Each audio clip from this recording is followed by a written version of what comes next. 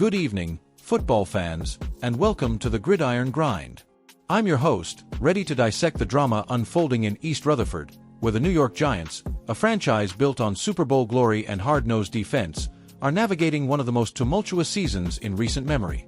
We have a lot to unpack, from a mid-season coaching change to a rookie disciplinary issue that has the Big Blue faithful scratching their heads and demanding answers.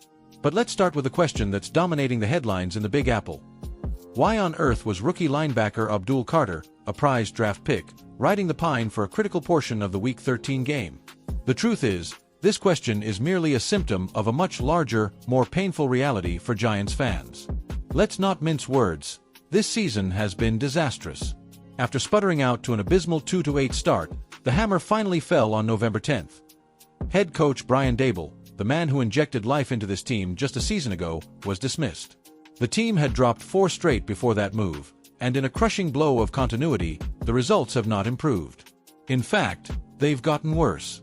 Under the guidance of interim head coach Mike Kafka, the Giants have now plummeted to an 0-3 record, extending their soul-crushing losing streak to 7 consecutive games. With a brutal 2-11 standing, we are looking at a team well on its way to securing the second overall pick in the 2026 NFL Draft, a disheartening encore to last spring's third overall selection. For a franchise with 4 Lombardi trophies, a history that dates back to the very roots of professional football, from the venerable Polo Grounds to their move across the river and the thunderous MetLife Stadium, this kind of consistent losing simply doesn't compute with the Big Blue legacy. Now, to be fair, in Kafka's first 2 games at the helm, the Giants showed a flash of the gritty, competitive football the fans demand. They lost by narrow margins to 2 NFC playoff contenders, the Green Bay Packers and the Detroit Lions.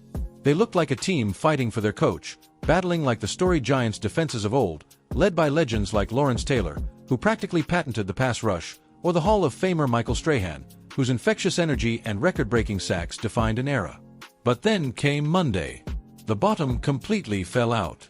The Giants offered almost no resistance whatsoever, suffering a demoralizing 33-15 defeat at the hands of the New England Patriots, a team that, despite their own struggles, managed to look like world beaters against the dispirited Giants. And it was in this very game that the Carter drama took center stage. Abdul Carter, the talented edge-rushing outside linebacker and the Giants' top pick in this year's draft, was conspicuously missing during the first quarter.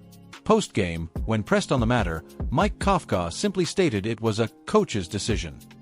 That classic, tight-lipped answer only poured gasoline on the media fire.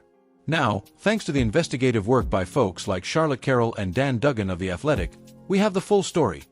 The benching was a disciplinary action after Carter missed a special teams meeting. The plot thickens, though, because apparently, Carter was confused about his specific role on the punt return unit, a role that changes weekly. This isn't the first time the rookie has faced internal consequences, either. Kafka had previously benched him for the first defensive series against the Packers after Carter missed a walkthrough practice. It brings up a fascinating, and often contradictory, philosophical debate in the NFL. When does tough love become counterproductive in a rebuilding year? Kafka is insistent that the decision to bench Carter, a core piece of what general manager Joe Schoen hopes will be a fearsome pass rush, perhaps one day rivaling the intensity of the '86 Super Bowl defense, was his alone. But the narrative around the organization points to a much deeper institutional mandate. Ryan Dunleavy of the New York Post reports that GM Joe Schoen is very invested in trying to instill discipline within the locker room. This is a complete culture shift. Dunleavy's reporting suggests that the recently departed Brian Daboll had a more lax approach, often not disciplining Carter for tardiness. Conversely, Albert Breer of SI.com provides a contrasting detail, reporting that Daboll had in fact fined Carter multiple times for being late or absent for meetings. Regardless of who did what, the message is clear. The back-end problems with Abdul Carter are an ongoing issue. Carter himself publicly admitted on Monday that he needs to get better. But the truth is, these back-of-house issues have been happening all year. It's a critical moment for the young linebacker. The talent is undeniable. You don't get drafted by a team like the Giants, a team whose defense has traditionally been its calling card, without immense promise. He has the potential to become a cornerstone alongside the true anchor of this defense, the behemoth defensive tackle Dexter Lawrence, who has been one of the few shining lights in this dismal season.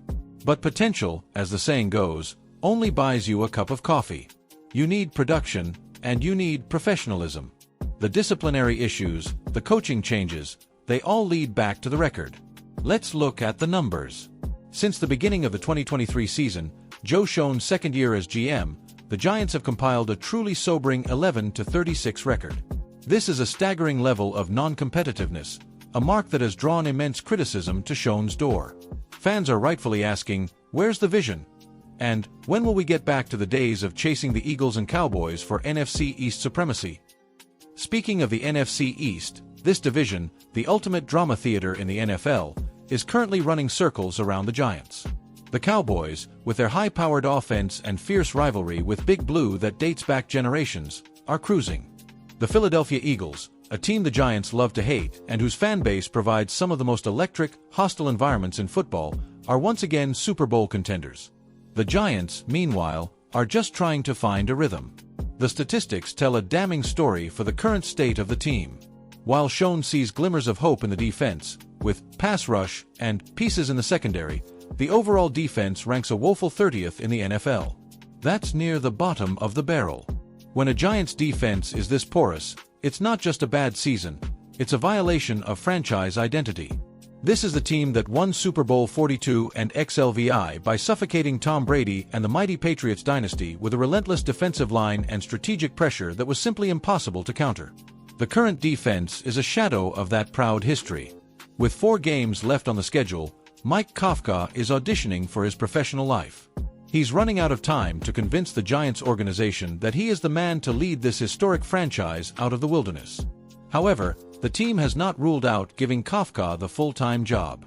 GM Joe Schoen spoke to the press on Tuesday, stating that Kafka will receive a serious evaluation. And the competition for this highly coveted position is already heating up. Albert Breer reports that Kafka is on a list of roughly 10 candidates. The GM, Schoen, is spearheading this coaching search, and despite the flack he's taken for the team's record, he's confident he can attract a top-tier candidate. From the phone calls we've received, I think we're going to get this spot filled, Schoen declared, highlighting what he still sees as significant positives on the roster. This is the key to the pitch. The next Giants head coach won't be starting from absolute zero.